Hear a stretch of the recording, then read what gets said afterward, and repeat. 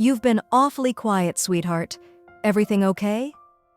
Not really, Mom. I don't think I'm good enough.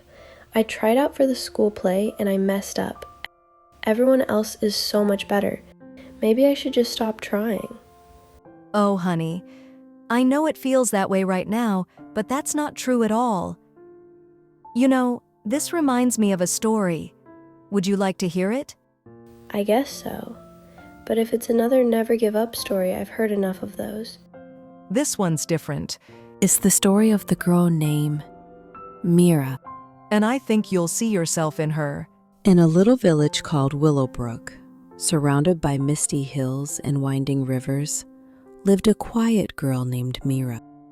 She wasn't the loudest or the smartest, but she carried something rare inside her, a dream.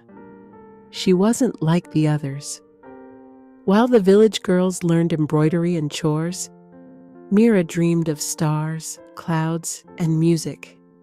She would often be found sitting near the banyan tree, sketching with charcoal or humming songs to the wind. But the villagers didn't understand her. They used to say, "She's useless. Her head's always in the clouds. She'll never do anything meaningful." But Meera, she just smiled quietly, because deep down she believed, I don't know how, but one day I'll shine. Every 10 years, the kingdom held the Grand Festival of Light in the capital city. A grand celebration where one person, only one, would be chosen to present a performance before the Queen of Lumora. The winner would be remembered forever, their wish granted. It was a dream far too big for a village girl. But when the royal messengers arrived in Willowbrook to collect entries, Meera's heart raced. This was it. She decided to enter the contest. As soon as she announced her decision, laughter echoed through the village. "You enter the Queen's competition? You can't even speak properly in front of people. Go help your mother instead." But Meera didn't stop. Every night she practiced, dancing with leaves, singing to the moon. A week before the festival, Meera went into the nearby whispering forest to gather flowers for her costume. Suddenly, she heard a voice. "Why do you try when the world mocks you?" Startled, she turned to see an old woman, glowing slightly, her eyes like mirrors. Meera replied softly, "Because I believe. Maybe I'm not enough for them, but I am enough for me." The woman smiled and said, "Then you deserve a gift." She handed Meera a golden thread and whispered, "Weave your truth into your performance. The world will see what you see." And then the woman vanished. And finally, the day arrived, the day the entire kingdom had been waiting for. The capital city was glowing. Hundreds of contestants, dancers, warriors, magicians, all came with grand costumes and loud cheers. Meera stood quietly, holding a tiny box containing her golden thread. When her name was called, whispers filled the crowd. "A village girl? This must be a joke." But Meera walked onto the stage, barefoot, heart steady. She took a deep breath and began. At first, silence, then music. Not from an instrument, but from the air itself. The golden thread floated from her fingers, painting glowing trails in the sky.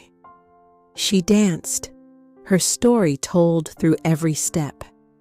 She sang, not with perfection, but with truth. She showed a girl rejected, a girl who dreamed. As she finished, the thread wrapped around her like a halo and vanished into sparkles. The entire courtyard stood still. Then, thunderous applause. Even the queen rose to her feet. After the ceremony, the queen approached Meera. You did not perform to impress, you performed to express. That is rare.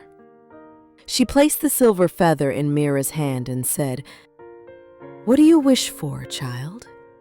Meera replied, "I only wish to be heard, and now I want to help others be heard too." The queen nodded. "Then you shall travel the kingdom to teach those like you to believe in their voice." When Meera returned to Neemgon, the people were waiting, silent, awkward, and then someone clapped. Then another.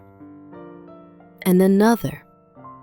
Her uncle came forward and said, "Forgive us, we didn't see your light, but now you've lit something in all of us."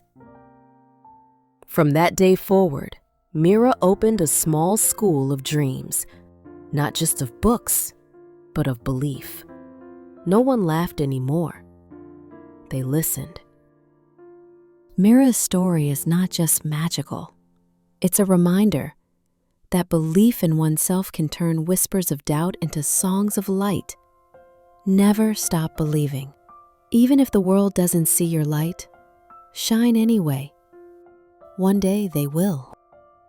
She didn't give up even when no one believed in her. Exactly. And sometimes the world won't clap for you right away. But that doesn't mean you stop dancing. You think I have a star in my heart too? Sweetheart, I know you do. Maybe I'll try again tomorrow, even if it's just for me. That's the spirit. And if anyone laughs, let them. Because stars don't need permission to shine.